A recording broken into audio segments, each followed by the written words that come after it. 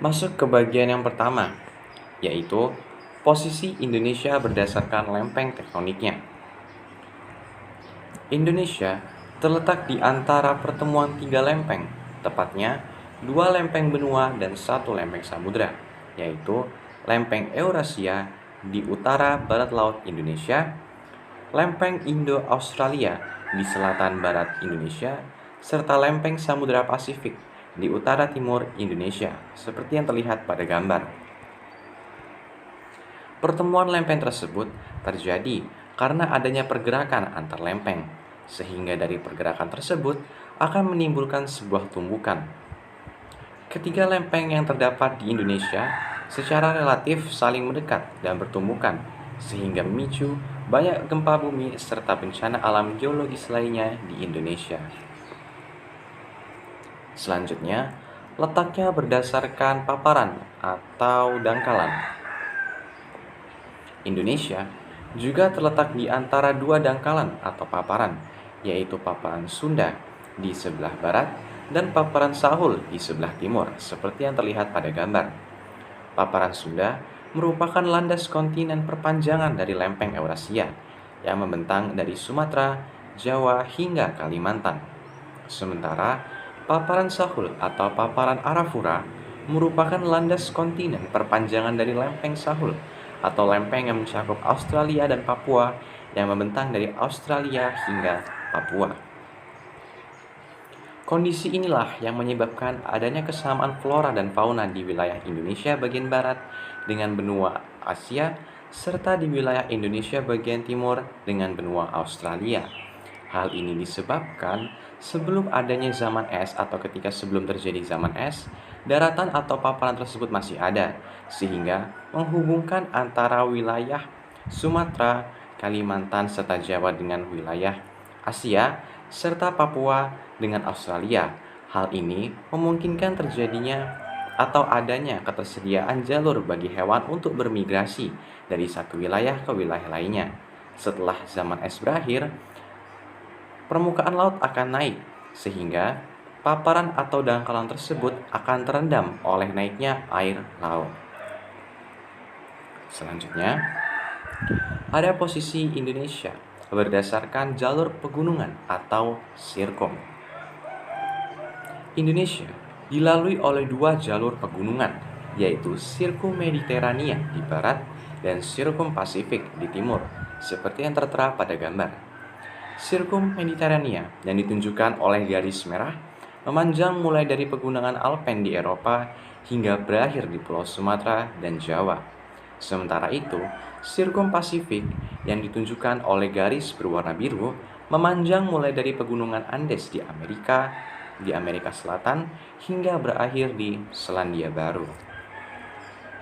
Dan di mana Sirkum Pasifik ini disebut juga dengan Ring of Fire atau cincin gunung berapi. Mengapa disebut seperti itu? Hal tersebut dikarenakan terdapat barisan pegunungan berapi yang terbentuk akibat pergerakan lempeng Pasifik. Jadi, di Sirkum Pasifik tersebut terdapat banyak gunung berapi yang terbentuk oleh aktivitas yang terjadi di lempeng Pasifik tersebut. Selanjutnya, apa saja sih dampak dari letak geologis tersebut terhadap Indonesia? Secara umum, terdapat dua dampak. Dampak pertama yaitu berupa dampak positif. Dampak positif yang pertama yaitu satu, banyak terbentuk gunung berapi dengan potensi tambang mineral serta logam dan cekungan mimbung atau minyak bumi di Indonesia. Yang kedua, material hasil letusan gunung api, utamanya yaitu abu vulkanik, mengandung unsur hara yang dapat menyuburkan tanah sehingga baik untuk pertanian. Dan yang ketiga, hampir keseluruhan gunung api di Indonesia mempunyai potensi geotermal atau potensi panas bumi. Yang kedua, yaitu ada dampak negatif. Dampak negatifnya salah satunya ialah sering terjadinya bencana alam geologis seperti gempa bumi, letusan gunung berapi, dan longsor. Selanjutnya, masuk ke bagian yang kedua, yaitu mengenai luas wilayah Indonesia. Luas wilayah Indonesia Menurut BPS atau Badan Pusat Statistik tahun 2015, luas daratan Indonesia adalah sebesar 1.913.578 km persegi. Sementara, menurut BIG atau Badan Informasi Geospasial tahun 2015, luas perairan Indonesia adalah sebesar 6.315.222 km. Sehingga total luas wilayah Indonesia adalah 8.228.800 km persegi atau 8,3 juta km persegi. Nah, Indonesia juga merupakan salah satu negara kepulauan terbesar di dunia dengan 17.504 pulau. Sebanyak 13.466 pulau sudah bernama dan berkoordinat serta terdaftar di PBB. Sementara 4.038 pulau lainnya belum bernama. Yang ketiga, batas wilayah Indonesia. Secara umum, batas wilayah merupakan tanda pemisah antara wilayah geografis yang bersebelahan. Suatu negara memiliki batas wilayah yang biasanya ditentukan oleh suatu perjanjian dengan negara lainnya atau dengan negara yang bersebelahan. Batas wilayah Indonesia terdiri atas batas wilayah daratan dan batas wilayah perairan. Batas wilayah daratan Indonesia. Di sebelah timur, Indonesia berbatasan dengan Papua Nugini. Di sebelah barat, Indonesia berbatasan dengan Sabang. Di sebelah utara, Indonesia berbatasan dengan Malaysia. Dan di sebelah selatan, Indonesia berbatasan dengan Timur Leste. Selanjutnya, batas wilayah perairan Indonesia.